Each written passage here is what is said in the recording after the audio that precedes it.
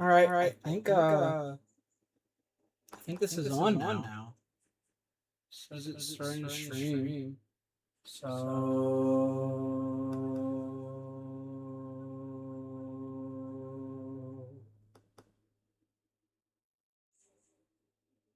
guess let's go.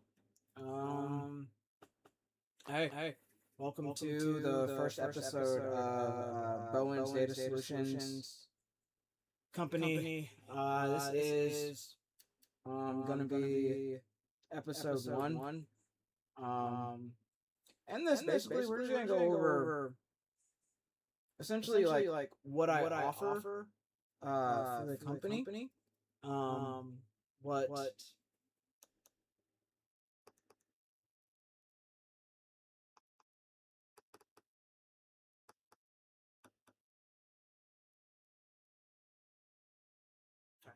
yeah, so we're gonna go over what I offer for the company. Why I made this a thing. Basically like we can cover so the start is gonna be the wow, a lot of start of this is gonna be about the four core solutions that Bowens Data Solutions Company offers, and then we're gonna go over why we offer them, and then we're gonna go over how these things kind of make an impact, right? I just wanted to put this into a visual form for people that was more on a whiteboard instead of how I usually do this or how I have been doing this uh, is through small, short reels, shorts on YouTube or reels on Instagram, also posting on TikTok, all underneath the same name, Signal to Capital, because that is the brand for the Bowens Data Solutions Company business. So the brand is focused as a Signal to Capital, but the actual business name is Bowens Data Solutions Company. So we should go over the first four products that like I really kind of offer, or I even go over, right? So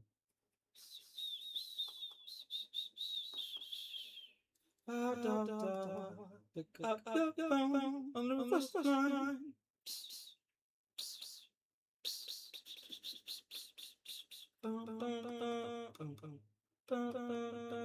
Okay.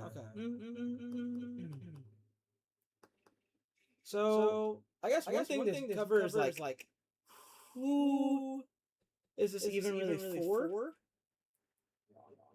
I'm still learning. Is it?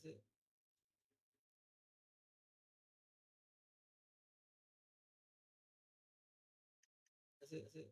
Okay. So the first thing we're gonna cover is who is this for? Um, is it? Okay. So the first thing we're gonna cover is who is this for? Um, is it? Okay. Cool. So I know that. I know. I'm hearable. We'll go on to this other one at some point. But like I said, I just wanted these to exist. That way, you have something also, not just on my TikTok, and I just going to be on Instagram, but we'll also live on YouTube too. So obviously, that is where this one is going. Is to YouTube. So let's see. I'm going to first pop open the site real quick, just so I have an idea of what I want to talk about. So let's cover this. So real quick, services.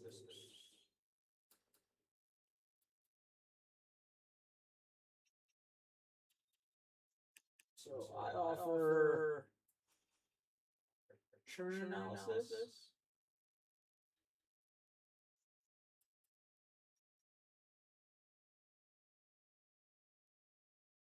That's the first thing I offer. Churn analysis. Churn analysis or what I like to call basically the leak finder.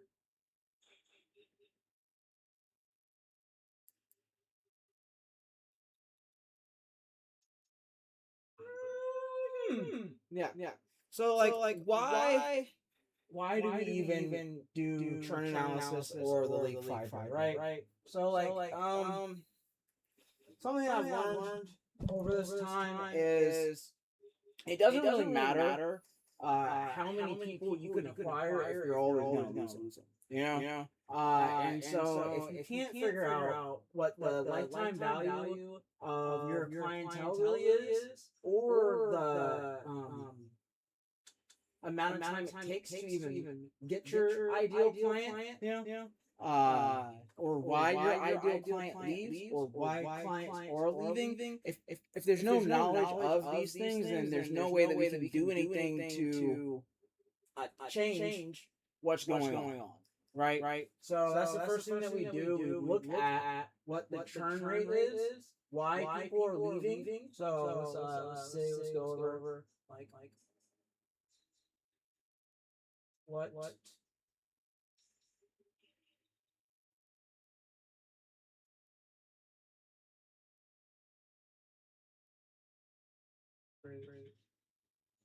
loss, and also acquisition. Because if we know how you're like there's two things here, right? We want to know why are they leaving?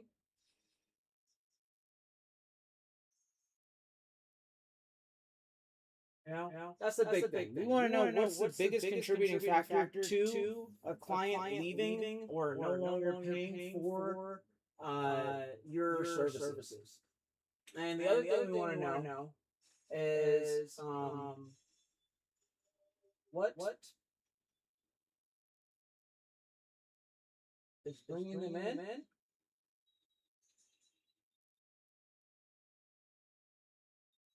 How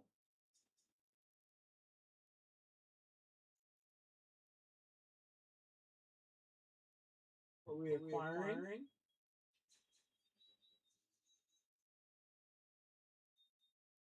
Right. So again, when we go over these kind of things, like what's the rate of loss and also your rate of acquisition, I want to know just like what like think of it as like almost like an hourglass, basically, right?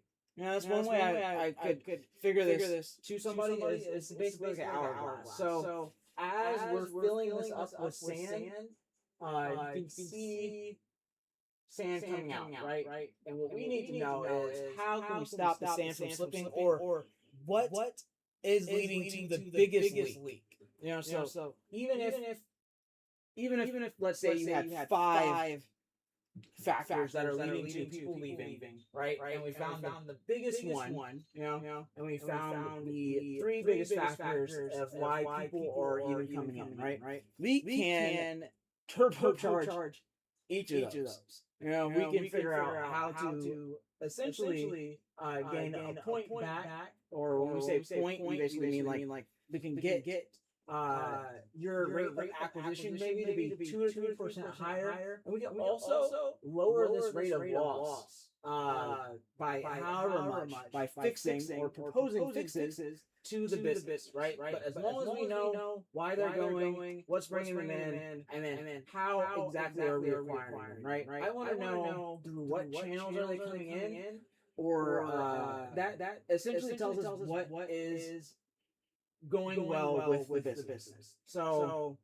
there's a number of ways that people have clientele come in, and once you understand those reasonings, and we can figure out which ones can be improved upon, then we can do something about it. So I was at a coffee shop the other day.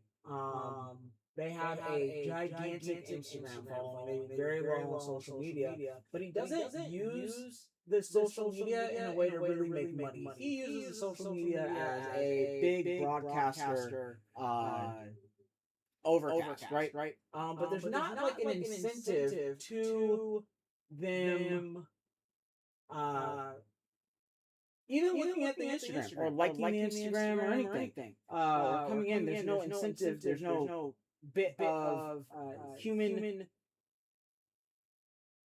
without human drive or want or need for that thing or reason why they did it. They just I saw a pretty picture of this matcha latte and it made me come in, right? That's great, but if 1,000 people saw it, and 10 of them said, "Oh, I liked the matcha latte that day, and it was on my mind, and I was passing by it," right? That's a good way to get them to come in. But is it actually like a driving reason that they're going to come in? No, it's not. So although they are doing a lot of posts on Instagram, it's not a driving reason for them to want to spend their cash at that coffee shop. Now, my proposal to them was, hey, if they come in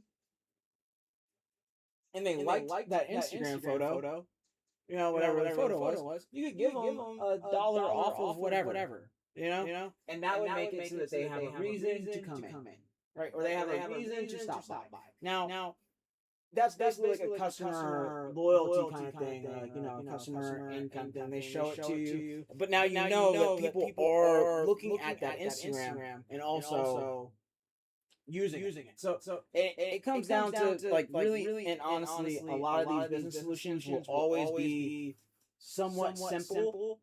Although the methodology behind finding why or how or what or where the data lives usually is a little bit complex, but most things come down to just noticing what's going on and then figuring out how to make it so that can be better, right? So of course, for them, like I said, easily with their Instagram, with 600 people that came in or 600 people that liked it, yeah, even 100 of those people drop in because they were going to get $1 off of whatever, and then they bring in a friend. You have another 100 people also, right? Which gives you like let's say their average cost of whatever the drink was about $6.50, that's making them an additional about $600 on the low end to $1,200 on the high end, just off of someone liking a thing.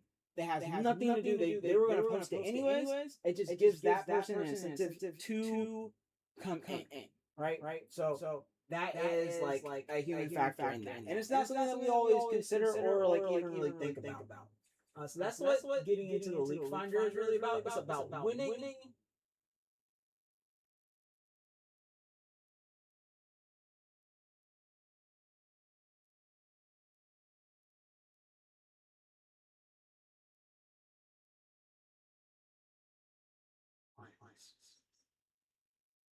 Major folks.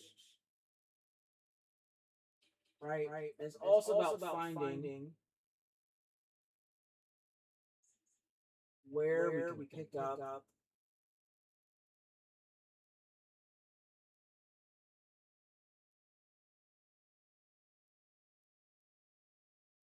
especially nowadays, right? As this economy gets worse, as money gets tighter, you're gonna have to figure out what can we do with this data to make it so that these people know either A, that we care, or B, that we need them coming, right?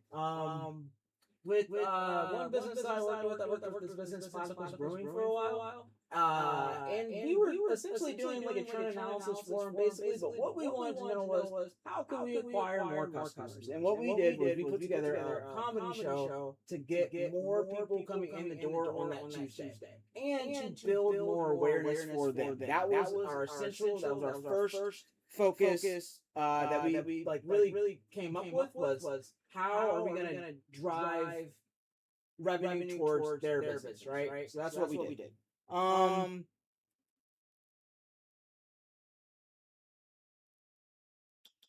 So our next thing is going to be and this churn analysis I think I could talk about for like 4 to 5 days. This is done. So this gets done.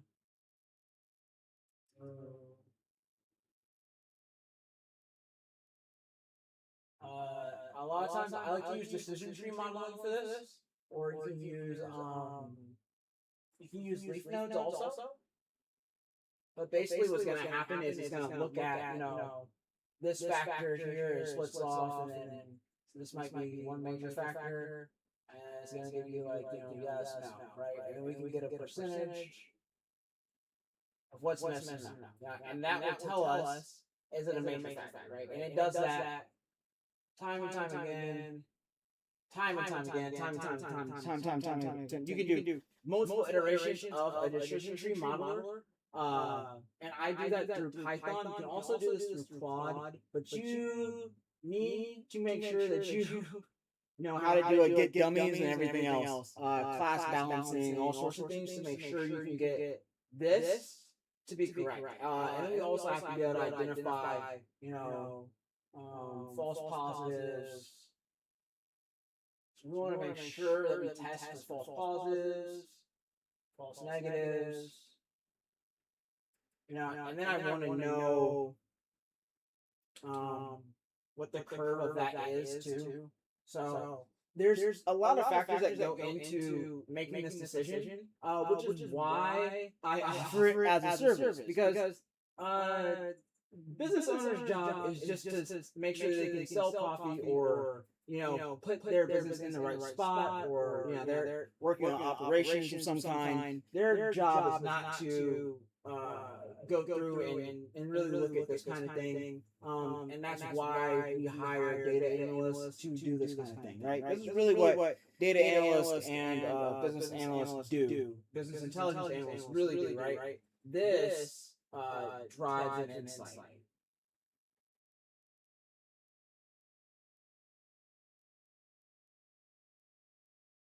And this insight will lead to a recommendation.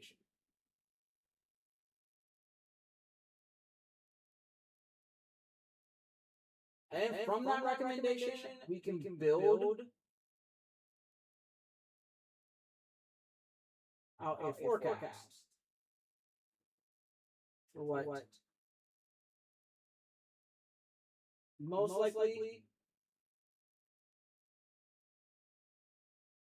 likely impact. And you can have your best case impact.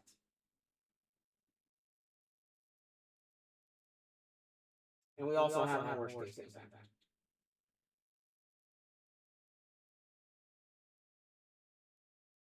Right? I will give you all three of these. No matter what, with a product, you get most likely a best case and a worst case impact. Just in case you want to know, okay, so let's say we do, let's say we find out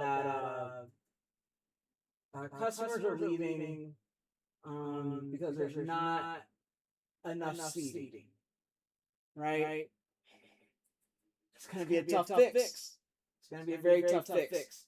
But what we could do is adjust the room or adjust how the tables are set up, or whatever we need to do to make it so that they feel more comfortable. Maybe you don't have enough staff on hand or something. Who knows what the biggest thing is that's getting them to not want to come in anymore, right? And then we got to figure out what was bringing them in. What service channels are bringing them in? And when I say service channels, I mean things like, your social media channels. What did those bring them in? Are they walk-ins? Or are people coming in just due to referrals? Someone was like, oh man, I had the best coffee from wherever. I use coffee shops because that's where I go a lot of times to sit down and do things. So, and it said, that's what we want to know. And then we want to know also, how are we acquiring these people, right? Not just like what is bringing them in, but then also what are they even buying? Not just what are they buying, but when are they buying it? There's all sorts of things that we can learn from these to optimize strategy. And that's a lot of what comes into churn. So like again, for instance, let's say you're bringing in, let's say your business does, for instance, 365 days. Your business does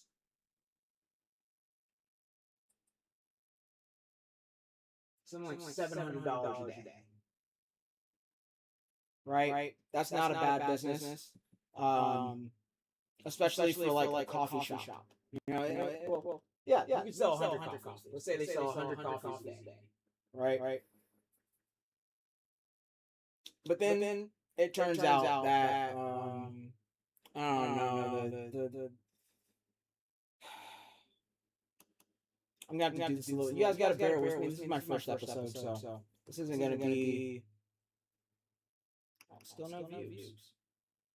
Okay. Alright, that's fine now. Because this is just gonna live on, so it doesn't exactly matter. So like I said, let's say that your business was doing 365, you got $700 a day, or for instance, that's basically 20,000 a month, essentially. Say that's 20,000 a month, or 240,000 per year, right? And you average about 100 customers a day.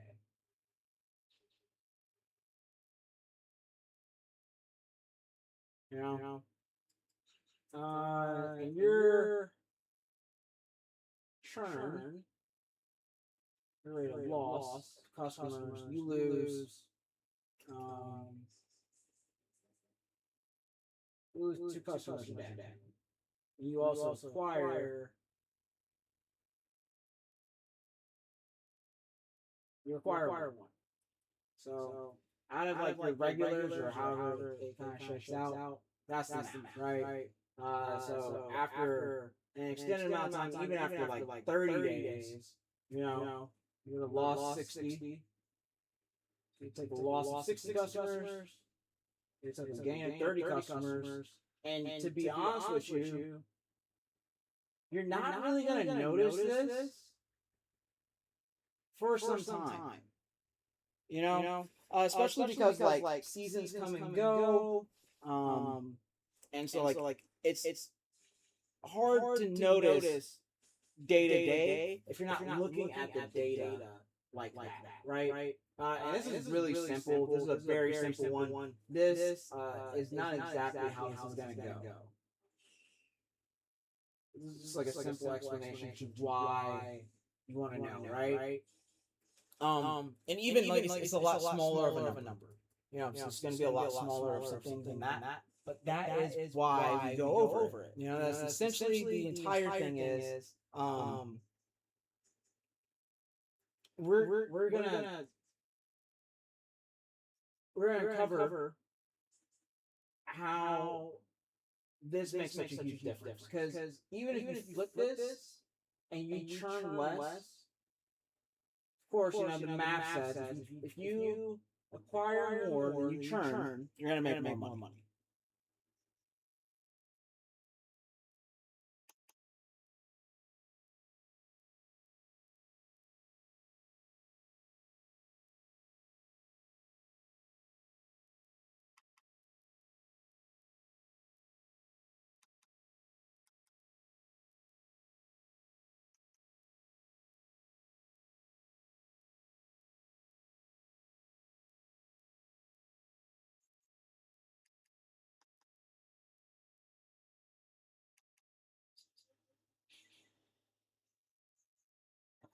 So like I said, if you're acquiring more than you're getting, you're gonna make more money. So that's gonna be the first episode of this one. This is gonna be churn analysis. I'm gonna title this the Leak Finder. And you're gonna find this on YouTube. You can watch it if you like. You cannot. But that's gonna be the episode. Thank you guys for sticking around. Like I said, this is Bowens Data Solutions Company. You can go to bowensdatasolutionscompany.com. That is where you can get churn analysis and a leak finder. Or you can also call or book a call with me, and we can go over it and talk about it, and then I can take a look at your data and provide you a solution for a fee, of course. All right. Thank you so much. Have a great one.